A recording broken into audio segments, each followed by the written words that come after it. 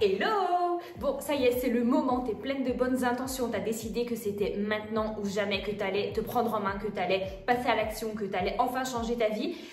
Et puis bah, il y a une notification qui passe, un oiseau, tu changes d'avis, t'es distraite, t'as trop d'idées et puis bah en fait tu sais plus où donner de la tête et du coup bah t'avances nulle part. Si tu te reconnais, cette vidéo elle est pour toi. Mais avant toute chose, je t'invite fortement à t'inscrire à ma newsletter qui est gratuite dans laquelle je te partage de la motivation, des inspirations, des conseils, des contenus exclusifs et surtout aussi parfois des petits cadeaux. Le lien il sera dans la description. Dans cette vidéo, je vais te partager la méthode que j'utilise moi au quotidien justement pour m'aider à gérer mes projets, pour m'aider à avancer, pour m'aider à m'organiser et surtout en fait à rester focus sans me disperser. Comme d'habitude, tu le sais si tu me suis depuis un petit moment, c'est toujours super simple et très efficace. Donc ensemble, on va avancer vers une vie plus sereine, plus alignée et beaucoup plus kiffante. Allez, c'est parti! Bah oui, tu peux pas rester focus si tu sais pas vraiment ce qui est important pour toi. Donc parce qu'en fait, il y a beaucoup de personnes qui s'éparpillent. Mais c'est pas parce que ces personnes-là sont paresseuses ou parce qu'elles sont désorganisées, mais c'est parce que tout simplement, en fait, elles ont pas pris le temps de savoir ce qu'elles voulaient atteindre et où elles voulaient aller en fait. Donc ce que je te propose là maintenant, c'est de prendre une feuille et un stylo. Et bientôt ton planeur préféré qui sera certainement le mien, je dis ça, je dis rien, reste connecté. Et en fait d'écrire noir sur blanc l'objectif ou l'action qui ferait vraiment une différence dans ta vie. Donc ça peut être des choses comme lancer ton compte Instagram, lancer ta chaîne YouTube, développer un business si c'est vraiment ton objectif et c'est ce que si c'est vraiment ce que tu as en tête. Ça peut tout simplement être aussi reprendre le sport progressivement et t'y tenir, ou tout simplement par exemple créer une routine qui soit vraiment en accord avec tes valeurs et en accord avec ton bien-être. Là c'est toi qui décides. Et prends celui qui aura vraiment le plus d'impact. Ce que tu peux faire aussi, c'est tous les matins relire cet objectif, en fait, te visualiser l'atteindre, te visualiser une fois que tu l'auras accompli, une fois que tu auras fait tout ça, et ressens aussi les émotions, ressens comment tu te sentiras, comment tu seras fière de toi, comment tu seras heureuse, etc., etc. Parce que ça va te conditionner justement à aller chercher ce que tu veux. Et ça marche parce que ton cerveau, il adore la clarté. Donc si tu lui dis clairement ce que tu veux atteindre, du coup, lui, il va mettre en place tous les systèmes possibles pour t'aider à y arriver. Vouloir tout faire, c'est bien souvent le moyen de ne rien terminer. La clé, c'est de traduire ton grand objectif en une seule action concrète par semaine. Une tâche claire, simple et réaliste surtout. Par exemple, moi, vous savez, mon objectif, c'est de créer des produits digitaux. Donc, ce que j'ai fait, c'est que j'ai commencé par un produit et j'ai fait la structure de ce produit. Du coup, ça m'a carrément aidé à avancer. Et au lieu de créer, je sais pas combien de produits, je me concentre sur sur la structure, et ensuite je déroule. Et du coup, ça m'aide beaucoup à avancer parce que là, on est presque à la version finale. Si ensuite, pour toi, par exemple, c'est de retrouver l'énergie, tu vas te dire que tous les soirs, tu te couches à une heure précise. Genre pas à 3h du matin, mais plutôt vers 22-23h, tu vois. Si un autre exemple, ton objectif, c'est de mieux gérer ton temps, l'idée ça va vraiment être de planifier tes journées. Tu vois, en fait, donne-toi vraiment juste une action, juste un sous-objectif réaliste à accomplir que tu peux faire et du coup que tu vas facilement mettre en place pour justement t'aider à atteindre ce que tu veux, quoi. Donc ta mission, si tu l'acceptes, c'est d'écrire chaque dimanche soir ou chaque lundi matin la tâche que tu dois faire pour la semaine. Quand je dis la tâche, ça veut dire la priorité de la semaine, attention.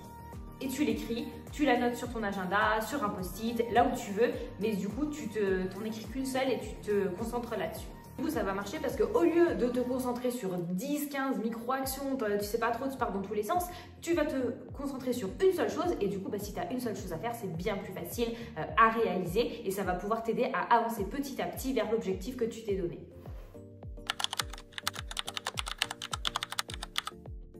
Ouais, la concentration, elle dépend pas de ta volonté, mais elle dépend de ton environnement. On sous-estime bien trop souvent le rôle qu'a notre environnement sur notre capacité à rester concentré. Donc, des choses simples à mettre en place. Quand tu dois te concentrer sur quelque chose, tu désactives tes notifications, tu te mets en mode silencieux, ou si tu n'es pas capable de faire tout ça et que tu sais que tu vas prendre ton téléphone, tu le prends et tu le mets loin de toi. Comme ça, déjà, tu l'auras pas à portée de main, tu n'auras pas forcément le réflexe de l'attraper et surtout, tu vas rester focus sur ce que tu as à faire. Ensuite, c'est un truc tout bête, mais range ton bureau, range l'endroit en fait où tu dois effectuer ta tâche. Je sais pas si là tu dois par exemple traiter tes mails ou avancer sur je sais pas sur n'importe quel projet. Mets-toi dans un environnement clair, dans un environnement rangé, ordonné. Comme ça, en fait, déjà, c'est plus agréable pour ton esprit. Toi, tu vas vraiment te concentrer sur l'essentiel et pas sur le bordel qu'il y a autour. Et après, mets-toi aussi des micro-défis à toi-même. Genre, tu vois, si je regarde pas mon téléphone pendant genre 30 minutes, vas-y, je peux manger un morceau de chocolat. Ou je regarde pas pendant 1 heure, mais après, je m'autorise 15 minutes pour regarder mes notifs ou quoi que ce soit. Enfin, donc voilà, sache un petit peu te motiver à ta façon, tu vois. Du coup, pourquoi tout ça, ça va marcher? Parce que tous les éléments en fait qui sont de base des éléments qui vont te distraire, en fait, si tu les élimines, forcément, tu n'as plus de distraction et du coup, tu vas rester focus, n'est-ce pas? En fait, ce ne sont pas vraiment les grandes actions qui changent une vie, mais ce sont vraiment en fait les petites actions répétées mais avec constance. Et en fait, quand on a tendance à pas voir des résultats immédiats, parce qu'on aime que tout aille vite, que tout soit rapide, du coup, quand ça prend du temps à arriver, franchement, on est dead, quoi. On perd carrément la motivation. Et du coup, c'est pour ça que c'est super important, en fait, de célébrer les petites victoires, aussi minimes soient-elles. Parce que ça va nous aider, en fait, justement, à continuer, à regagner cette motivation quand elle n'est plus là, et justement, à avancer aussi, quoi.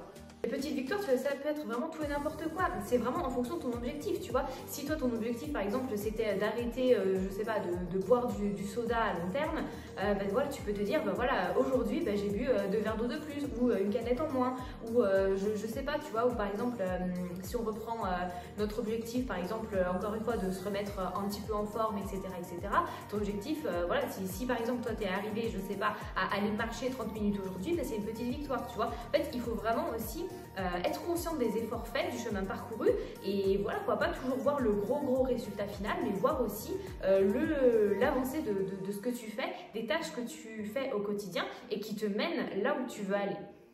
Et ose aussi dire que tu es fier de toi, ose reconnaître en fait que tu arrives, que tu fais des efforts, etc. Tu vois, il n'y a pas de honte à se dire putain, j'ai grave déchiré aujourd'hui, je suis trop fière de moi, je suis trop contente, j'ai réussi à faire ça, même si pour les autres ça pourrait paraître débile, mais on s'en fout des autres déjà. L'important, tu vois, c'est de te concentrer sur ce qui est important pour toi et de là où tu veux aller toi, tu vois. Et du coup, en fait, en célébrant, tu vois, des toutes petites victoires, déjà, tu vas augmenter ta confiance en toi et du coup, ça va te motiver davantage à continuer et à rêver grand.